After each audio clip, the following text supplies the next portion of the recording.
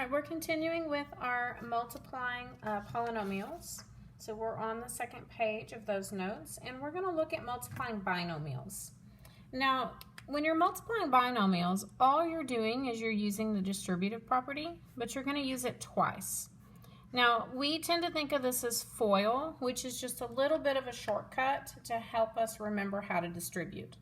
So if we're taking two binomials, so notice there's a plus sign in between each of those, so each of those is a binomial.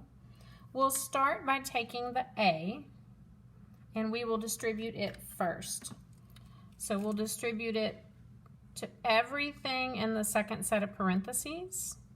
And so that's where you get the A times C and the A times D. And then we move over to the B, and I'm going to highlight the sign as well because you definitely want to distribute that sign.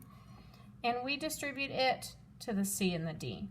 So you'll notice we distribute twice, and we end up with a total of 4 terms. So this is our first, outside, inside, last. So this is just a little trick to help you remember the order, but it is just distributive property. So if we look at number 1, I'm going to show you 2 ways to do this.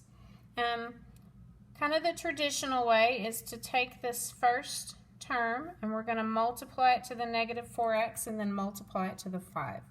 So I'm going to write out a middle step on this one. So we're going to go 2x times negative 4x plus 2x times 5. Okay, so that's taking care of those first 2. That's your first terms and your outside terms. So that'll be negative 8x squared plus 10x. And then we're going to move over to the positive 1, and we're going to distribute it to the negative 4x and the 5.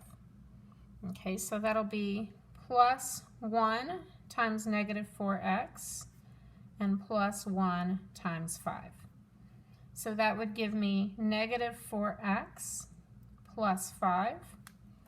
So there's your first, outside, inside, last. Middle terms will combine. So I end up with negative 8x squared plus 6x plus 5. Now if you have trouble keeping everything lined up, you can use the box method. So I'm going to show you the box method up here, and I'll use it on a couple of problems. So I'm going to take the 2x plus 1. Well, let me draw the box first. I'm going to draw a box with 4 squares. And I'm going to take the 2x plus 1, and I'm going to write it across the top. So notice I'm keeping that plus sign over here. And then I'm going to take the negative 4x plus 5, and I'm going to write it this way. So then when we multiply, we just look right here, we're going to take the product of 2x and negative 4x. So that'll be negative 8x squared. And then for this box, I want negative 4x times 1. That'll be negative 4x. For this box, I want positive 5 and 2x. And I like to keep the plus signs on there when I do the box, so plus 10x. And then positive 1 and positive 5 gives me plus 5. Now, one nice thing about this method is your similar terms are going to follow along the diagonal. So I can see the negative 8x squared. I can put those together and get my plus 6x and then my plus 5. So if you like this better than this, you are welcome to use the box method. All right, so number 2, I'm not going to do the box. I'm just going to do straight FOIL.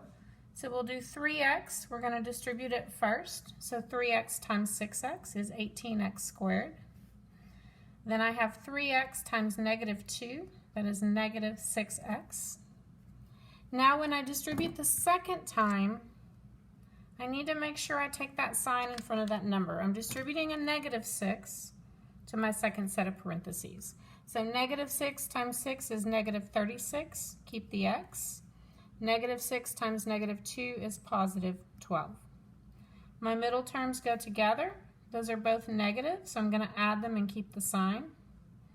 And that's going to be negative 42x. And bring down the other terms. Okay, so for number 3, let's practice the box again. So I'm going to write x squared plus 5 across the top. And then across the bottom, x cubed minus 2. Now this one's different because these don't have matching exponents, so it may mess up my columns and all that, but that's okay. So if I multiply x to the third times x squared, that's x to the fifth. I'm going to add those exponents. X to the third times positive 5, that's just positive 5x to the third.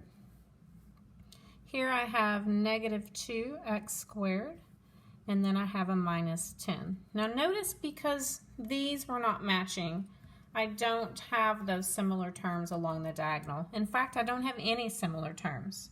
So my answer is just x to the fifth plus 5x cubed minus 2x squared minus 10.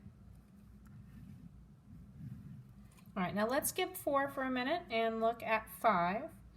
I'm going to give you a caution here. A lot of people say the x plus 2 squared. They go, man, this is really easy. I'm going to square the x, and then I'm going to square the 2, and I'm going to get x plus 4. Okay, this is completely wrong. Don't do this. Wrong. Because of the plus sign, you do have to FOIL this. So what I need to do is I need to write it as x plus 2 times x plus 2, because that's what the squared means, is multiply something to itself 2 times. So then if I FOIL, x times x is x squared. The outside is positive 2x. Then I distribute the 2. I get another positive 2x and a positive 4. Put my middle terms together. I get x squared plus 4x plus 4.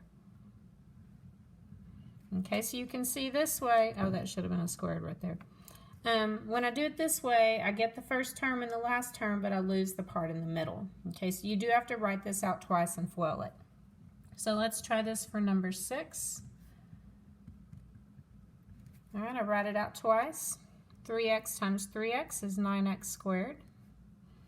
The outside is 3 times negative 4, so negative 12 with an x. The inside is also negative 12x. Notice that negative 4 and negative 4 makes positive 16, so I want to be careful with those signs. Middle terms combine. I get 9x squared minus 24x plus 16.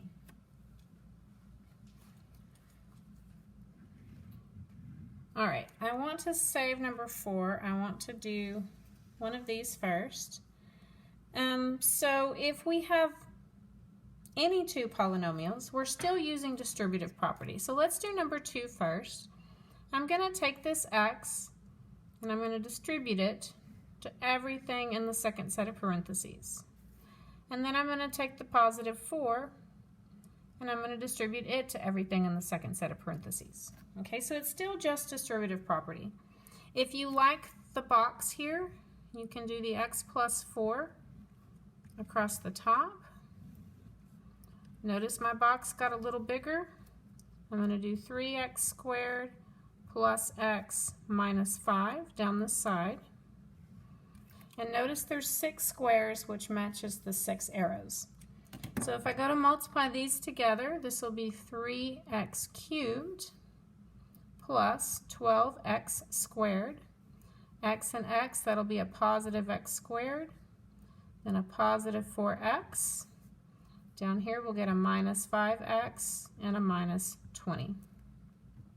So the nice thing about this method,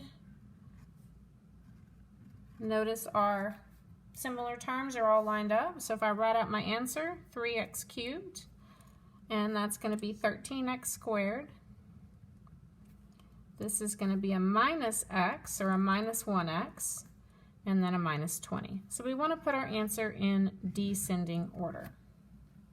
So if we look back at number 1, notice we're going to distribute the first term, we're going to distribute the second term, and we're going to distribute the third term. So notice 1, 2, 3, 4, 5, 6, 7, 8, 9. So this one can be kind of hard to keep up with. The box is a good idea here. Let's see if I can squeeze it in here. I'm going to go 3x cubed plus 2x minus 2. Then I'm going to go negative 2x squared plus 4x plus 5.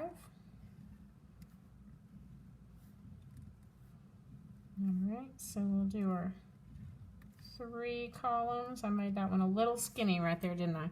Alright, so when I start multiplying, I'm going to get negative 6x to the 5th. Here I'm going to get negative 4x to the 3rd. Notice negative times a negative, I'm going to get a positive 4x squared. Moving on to the next one, that's going to be 12x to the 4th. That's going to be 8x squared and negative 8x. So on the bottom, I've got 15x to the 3rd, got a positive 10x, and I've got a minus 10. All right, so I'm looking for, my terms didn't match up very well. That's because I started with a cubed here and a squared here. But I can still pick out the ones that go together. So I only see one x to the 5th, so I'm going to bring it down. Then I'm looking for x to the 4th, so I only see one of those. So let's bring it down. Then I've got some matching ones. So here's my x to the 3rds. So 15 minus 4, that'll be 11 x to the 3rd. And then here are my x squareds. They're both positive. So that'll be a plus 12x squared. Then I get to my x's.